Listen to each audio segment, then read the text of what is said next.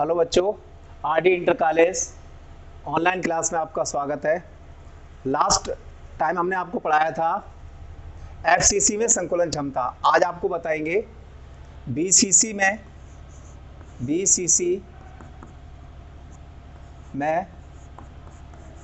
संकुलन क्षमता।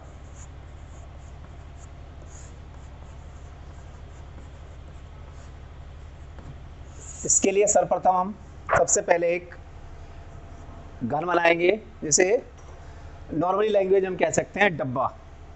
तो और ये घन होना चाहिए, पता ही आपको, जिसकी लंबाई, चौड़ाई और ऊंचाई सभी समान हो। मैं जो बना रहा हूँ इसमें डिफरेंट हो सकता है, बट आप जो बनाएंगे वो सही होना चाहिए।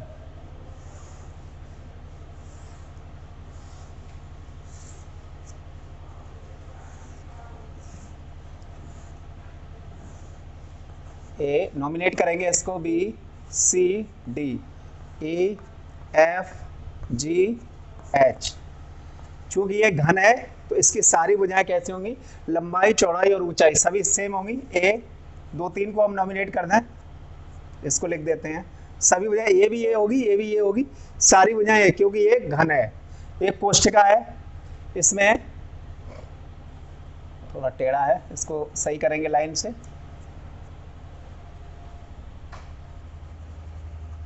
ये भुजा इसकी सी होगी, एफ से ए, या कह सकते हैं ए एफ तक की लंबाई सी होगी, और एफ से डी तक की लंबाई ये बी होगी। हमें अंतः केंद्रित बीसीसी में संकुलन क्षमता, इसमें आप लिखेंगे, हिंदी में इसको बोलेंगे अंतः केंद्रित एकक कोष्ठिका। अंतः केंद्रित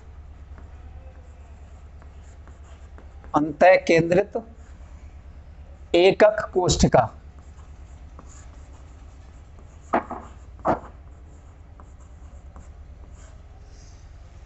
इंग्लिश में मैं ऑलरेडी पहले ही बता चुका हूं कि बॉडी सेंटर्ड क्यूब, क्योंकि कभी कभी पेपर में आता है कि अंतः केंद्रित हिंदी में लिखा हुआ है तो आप समझ जाएंगे, या शॉर्ट में आ गया बीसीसी या बॉडी सेंटर्ड क्यूब, तो ये क्लियर जानना जरूरी है। तो बीसीसी को आप लिख लें body centred cube. Body centred cube इसको लिखेंगे। ये बीसीसी को हिंदी में अंतः केंद्रित एकक कोष्ठिका, बॉडी सेंटर्ड क्यूब इसको इंग्लिश में इसका फुल फॉर्म हो गया। अब हम इसकी संकुलन क्षमता निकालेंगे। तो यहां से त्रिभुज ई एफ डी में देखेंगे, ये वाली भुजा चूंकि ए होगी, मैंने 2 3 जगह नॉमिनेट किया है ए ए, चूंकि घन है तो सारी भुजाएं इसकी बराबर होंगी।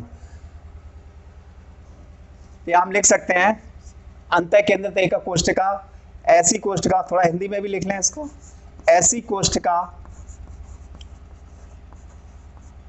जिसमें, शॉर्ट में ही लिखेंगे, ज्यादा बड़ा नहीं, जिसमें कोनों के अतिरिक्त,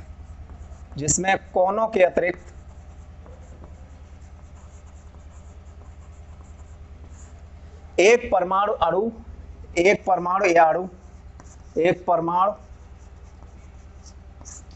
या अणु उसके केंद्र पर भी पाया जाता है, उसके केंद्र पर भी पाया जाता है। ये बीसी मैंने पहले ही आपको बता दिया है, लेकिन फिर से मैंने रिवाइज कर दिया। अब इसमें संकुलन क्षमता में क्या है, संकुलन क्षमता में ये देखेंगे, यहां पर हम गोले बनाएंगे।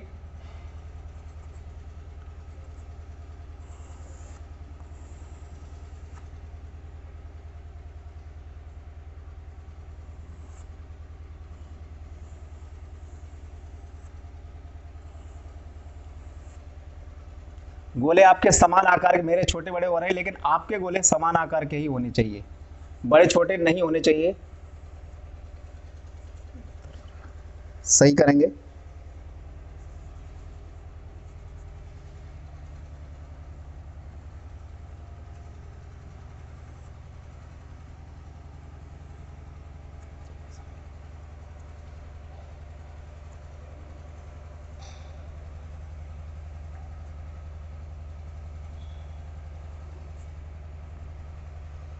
ये जो गोले हैं इसकी त्रिज्या यहां तक, ये आर हो गई, ये आर हो गई, ये आर, ये भी आर, या कह सकते हैं हम, चलो एक जगह दो जगह ही लिखें, ये समान आकार के गोले हैं।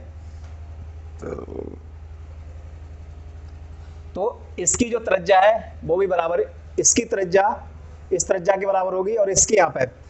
तो इसमें जो कोने का जो गोला है, अगर हम कोई डिब्बा लें और उसके ऊपर एक समान आकार की 3 रिंगों को रखें, तो बीच वाली जो रिंग है उसका पूरा व्यास उस विकर्ण पर आएगा, जबकि बाहर वाला जो होगा, बाहरी गोले, एक जो ए पॉइंट पे बनना है और जो एफ पॉइंट पे बनना है, इसकी केवल एक त्रिज्या उस कोष्ठका के अंदर आएगी, बाकी का जो भाग है वो ऊपर की तरफ निकल जाएगा।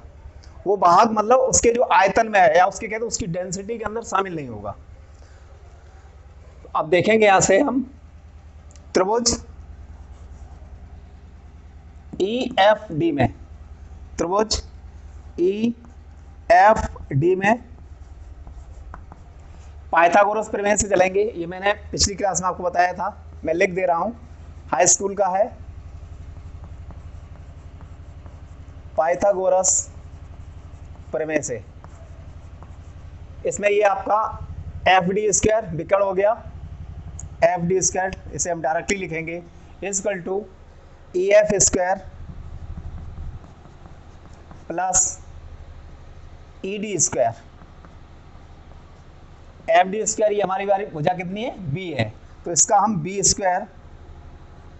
Square is equal to E F, ये ए है क्योंकि ये घन है, इसकी सारी भुजाएं बराबर होगी, ये भी ये होगी, ये भी ये होगी, तो A square plus A square, तो B square is equal to 2a square. इसको हम इक्वेशन नंबर 1 डालेंगे। अब चलेंगे त्रिभुज ए एफ डी में, त्रिभुज ए एफ डी में, इसमें सेम करेंगे हम उसी तरीके से, पाइथागोरस प्रमेय लगाएंगे। A F square is equal to F D square plus A D square. A F square हमारा, ये ए एफ जो बोला ये सी है। अभी हम इनकी त्रिज्या, गोले की त्रिज्या से हमें कोई मतलब नहीं है, हमें जो हमने ऑलरेडी मान रखा है ए से एफ तक की दूरी ये सी है, तो इसको हम c square is equal to F D square b square plus A square, इनका वैल्यू रखेंगे जो, हाँ बी स्क्वायर ए स्क्वायर, ठीक है। अब ये देखें, ये इससे समीकरण इक्वेशन नंबर 2 डाल दें हम, हमारे पास b square is equal to 2a square value equation number 1 से आ चुकी है, तो हम बी स्क्वायर का मान समीकरण 2 में रख दें, इसको सिंपली लिख दें, बी स्क्वायर बराबर 2a स्क्वायर का मान समीकरण 2 में रखने पर, यहां से इसका मान रखेंगे, मैं ऊपर से हटा रहा हूं इसको, मान रखने पे देखेंगे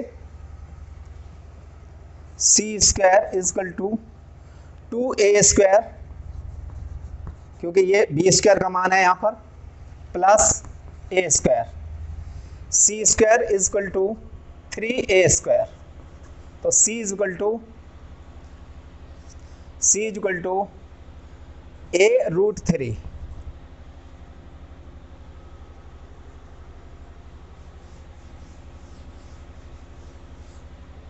अब देखेंगे हम इसी में ही कि जो हमारा ए एफ जो विकर्ण है, चूंकि ए एफ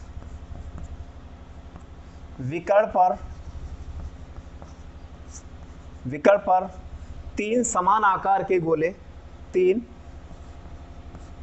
समान आकार के गोले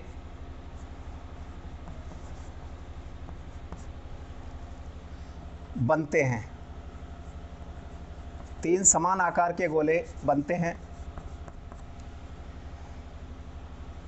गोले की त्रिज्या, एक गोले की त्रिज्या r है। मैं ऑलरेडी एक्सप्लेन किया हूं कि जो बाहरी वाले जो गोले हैं, अगर एक फिजिकली रूप में, इमेजिनरी रूप में देखा जाए कि कोनों पर अगर समान आकार के 3 गोले, एक रिंग रखी जाए, तो लास्ट वाले जो गोले हैं उनके जो बाहरी आधा भाग है वो बाहर की तरफ निकल जाएगा। इसका मतलब है वो उसकी डेंसिटी या उसके आकार में शामिल नहीं हो रहा, टच नहीं कर रहा है उसको। तो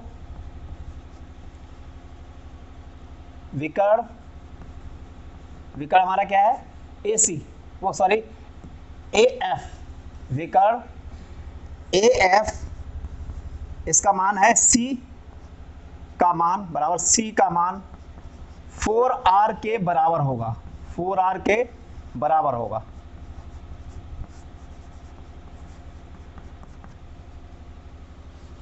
क्योंकि यहां पर हम देख भी सकते हैं इसकी एक त्रिज्या ये बाहर निकल गया, इससे हमें कोई मतलब नहीं है।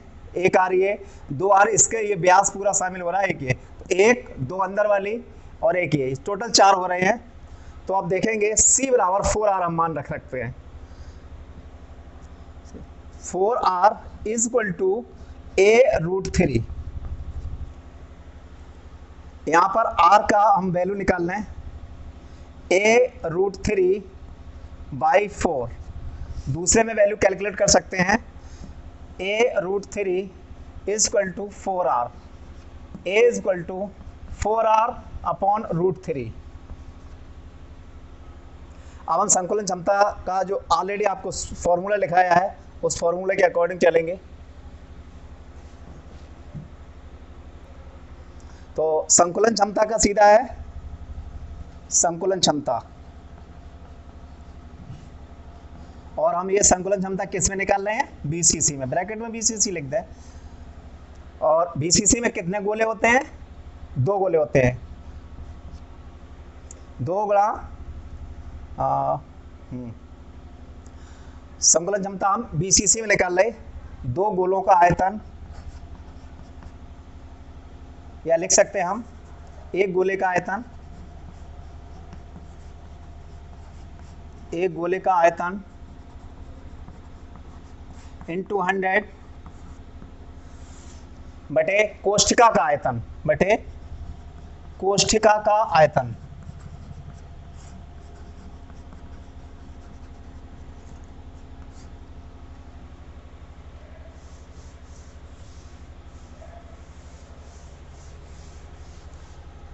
वैल्यू रखेंगे सभी की।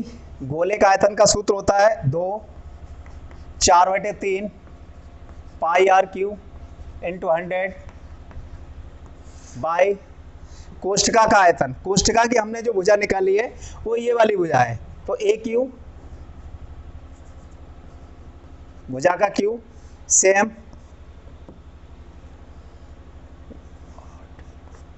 पाई की वैल्यू रखेंगे 3.14 इंटू R³ 3 से हम इसको काट सकते हैं, 33.33 इंटू 33.33 अपॉन AQ की वैल्यू रखेंगे 4R अपॉन √3 का होल क्यूब। इसको सॉल्व करेंगे आप,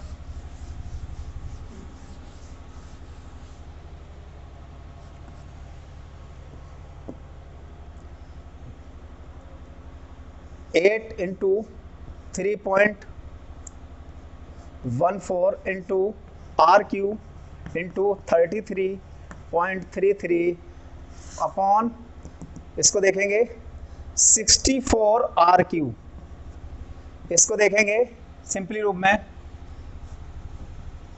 √3 3 टाइम्स इसको मल्टीप्लाई करेंगे तो √3 ये हुआ जाके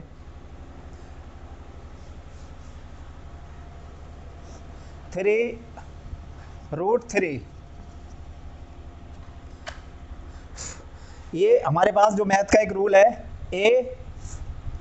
AB/C, तो ये जो संख्या है ये संख्या उल्टी हो जाती है, ये हाई स्कूल के लेवल पे, तो इसको हम देख सकते हैं A/B। ये आप नोट करते जाएं।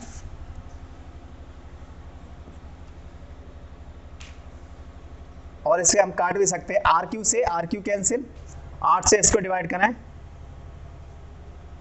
8 8 जा 8 64, 8 टाइम्स 3.14 इंटू 33.33 बाई 8, ये वाला नंबर ऊपर जाएगा, इंटू 3, √3 का जो वैल्यू होता है वो 1 होता है 1.732। इसको मैं मोबाइल की सहायता से कैलकुलेट करूंगा, लेकिन आप लोग मोबाइल से नहीं करेंगे क्योंकि आपको एग्जाम में मोबाइल नहीं मिलेगा। तो मैं इसको मोबाइल से कैलकुलेट करता हूं। तो ये मैंने मोबाइल से कैलकुलेट किया है, बट आप ऐसा नहीं करेंगे, आप कॉपी पेन से ही करेंगे। इसका वैल्यू जो आ रहा है 67.97, आगे भी है लेकिन दो अंक तक 67.97 को हम इस तरीके से 68% इसको लिख सकते हैं, यानी कि बीसीसी में जो संकुलन क्षमता है वो 68% होगी। यही बीसीसी की संकुलन क्षमता का कैलकुलेशन करने का एक प्रोसेस है और इसी तरीके से हम कैलकुलेट करेंगे। आप देखेंगे साधारण कोष्ठिका में, या कह सकते हैं एकक कोष्ठिका, साधारण कोष्ठिका, साधारण कोष्ठिका में, साधारण कोष्ठिका में संकुलन क्षमता, संकुलन क्षमता। तो साधारण कोष्ठिका जिसे हम सिंपली रूप में कह सकते हैं, बिल्कुल साधारण अपनी एक लैंग्वेज में बता सकते हैं कि जैसे एक डिब्बा, इसे सिंपली रूप में हमने बना लेंगे इसको।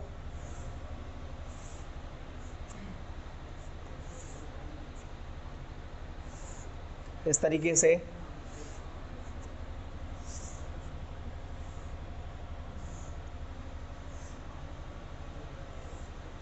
ए, इसको नॉमिनेट कर देंगे B C D, E F G H.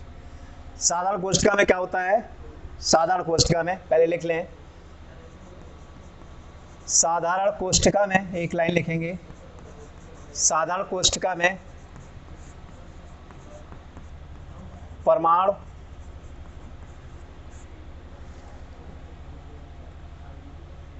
परमाणु केवल कोनों पर पाए जाते हैं, केवल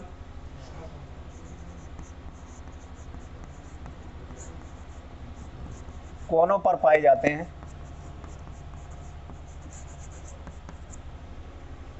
तो इसमें हम बना सकते हैं यहां से इस तरीके से, संकुलन क्षमता समान आकार के गोलों को व्यवस्थित किया जाए।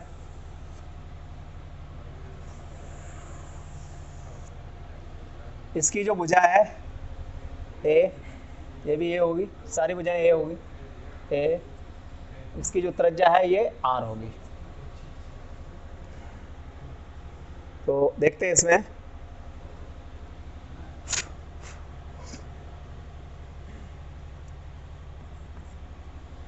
चूंकि भुजा एडी पर कोष्ठिका में भुजा एडी पर समान आकार के गोलों, समान आकार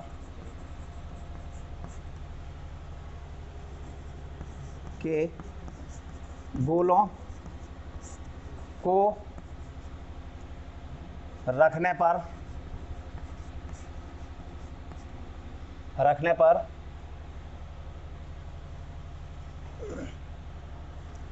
रखने पर ये जो चूंकि कोनों पर बने हुए हैं, इसी इमेजिनरी 8 कोनों पर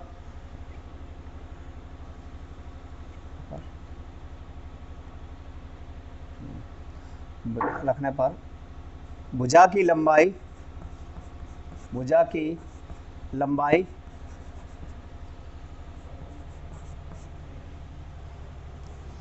ए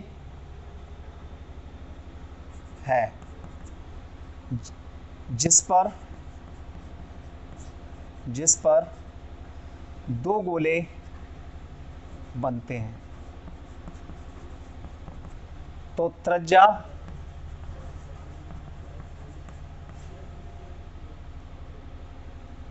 त्रिज्या आर होगी।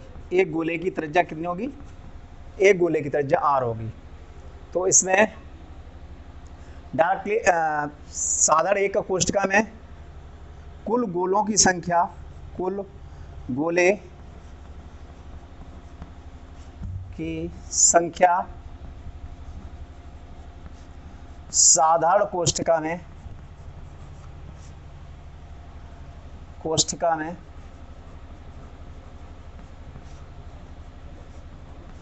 एक होती है, एक। ये हमने निकाल ही लिया। अब सीधा हम संकुलन क्षमता ही निकालेंगे यहां से। संकुलन क्षमता बराबर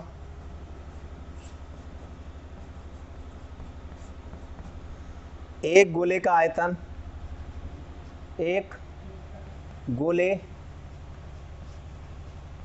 का आयतन इंटू 100 बटे कोष्ठका का आयतन,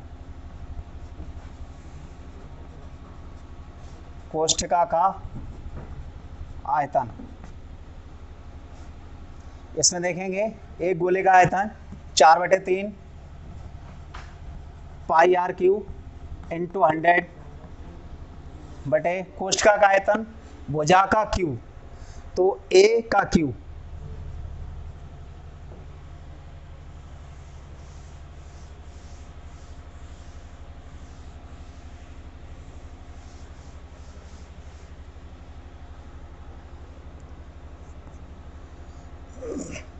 चार बटे तीन इंटू 3.14 इंटू आर क्यू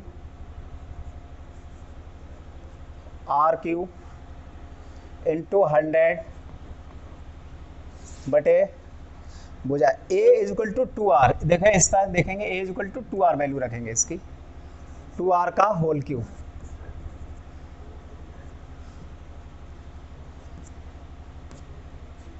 ते 33.33 4 into 3.14 into r cube into 33.33 by 8 r cube. R cube cancel, 2 divide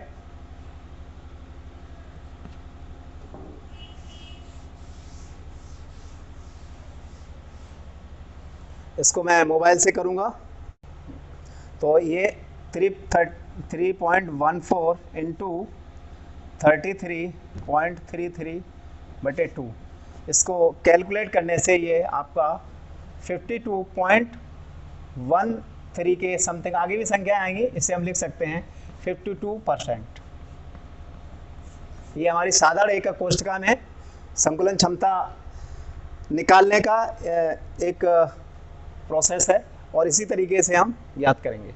और इसके अलावा हम आपको अगले टॉपिक में आपको नए हेडिंग के साथ आपको पढ़ाएंगे।